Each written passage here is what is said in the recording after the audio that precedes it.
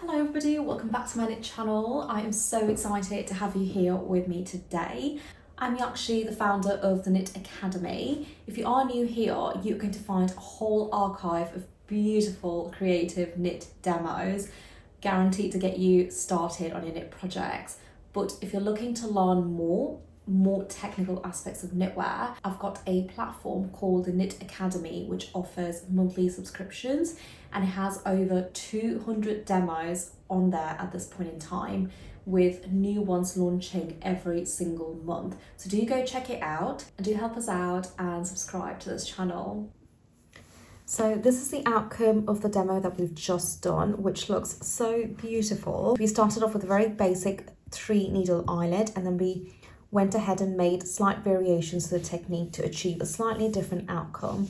So this just goes to show making small changes as you're knitting will actually produce subtle changes within your knit, and you can absolutely take this a lot farther than we have in this demonstration.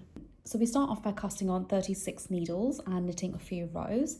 The yarn that I'm using is a 4-ply soft cotton, and my stitch quality is number 5. So what we're going to do is grab hold of a single prong transfer tool, and we're going to start off by doing some transfer work. Now we are going to be working in sets of 3 like I mentioned, and we will be leaving the edge 3 needles untouched. Okay, so we're going to start off by taking the 4th needle or stitch, moving it to the left by 1, leaving the center as it is, and taking the next stitch and moving it to the right. Okay, so the layout will be basically 3 as they are, 1 that we transfer and then back into non-working position, 1 working, 1 into non-working position, 3 working, then 1 into non-working position, 1 working, and 1 into non-working position. So if I just push these needles out, you can see the layout.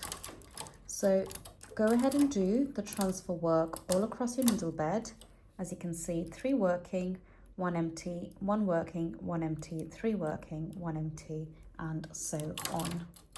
So yes, so go ahead and do your transfer work all across your needle bed. And I usually like to push all of my needles forward and make sure all of your empty needles are pushed to the back of the bed. Go ahead and knit 1 row. And now we are going to take that center needle or stitch and move it to the right or left, whichever way you find comfortable. And then you leave the 3 as they are and move that center needle to, oh, I've just messed up a step here, but we'll just ignore that for the moment.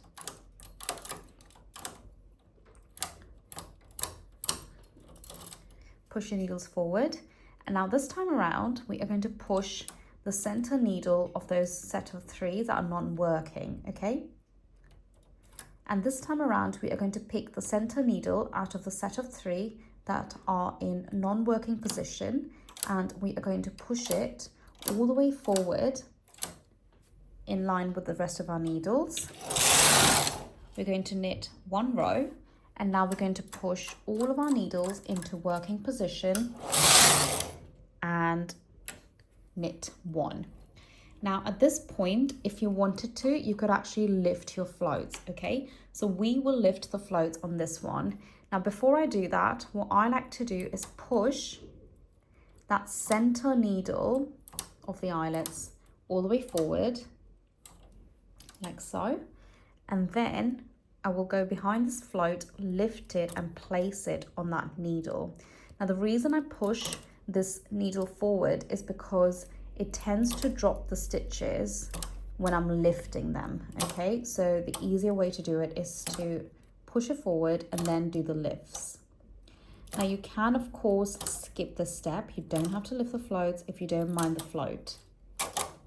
Once you've lifted it, push your needles forward and knit.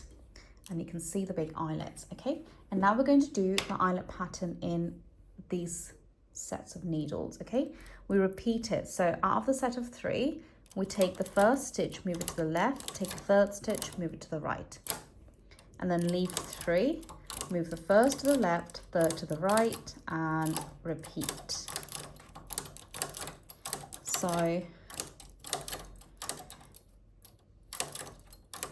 now it will look slightly different because I've obviously done the wrong set of needles here. We're just going to ignore that. Push your needles forward, knit across 1, and then move that center needle to the right. Like so.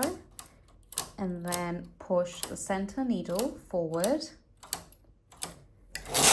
knit 1, push all needles forward,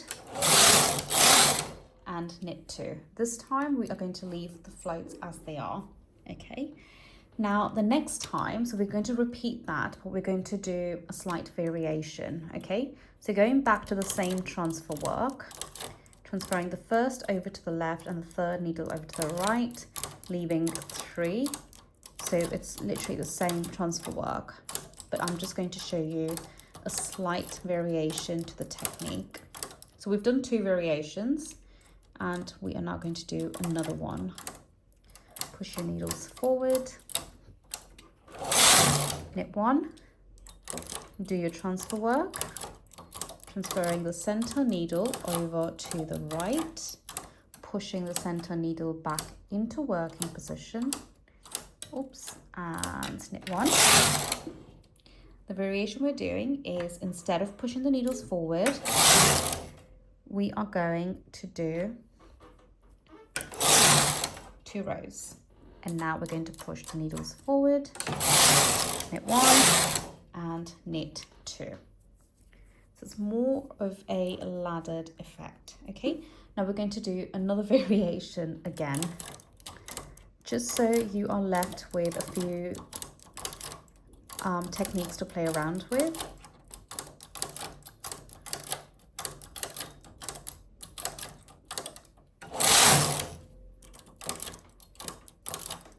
So again, just repeating the eyelet transfer work. Push the center needle forward, knit 1, knit 2, and then push the needles and knit 1. Okay, so you can see that this is already starting to look really different. Now, if I just continue my transfer work, so the difference between what we've just done is we've only knitted 1 row as a ladder layout, okay, instead of doing 2 rows. So slight variations to every demo that I've been showing you will create a completely different outcome. There you go. That's 2 rows, and now I push the needles forward and I knit 1. Now you can see how different all of this looks to the one below, okay? So these are all just variations of the 3 needle eyelet that I've done.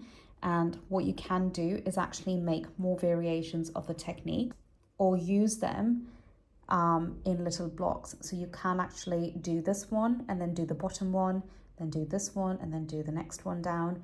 And you can just sort of play around to get a different sort of design, I suppose. But do experiment and see what you come up with, because the variations are always endless with all of these techniques that I do for you. Obviously, now the easiest thing to change here would be actually adding colour. I will be doing another demo after this to show you how to add colours into the same technique. So I hope you enjoyed that. Do remember to subscribe to the channel and also follow the Knit Academy on Instagram. See you next week.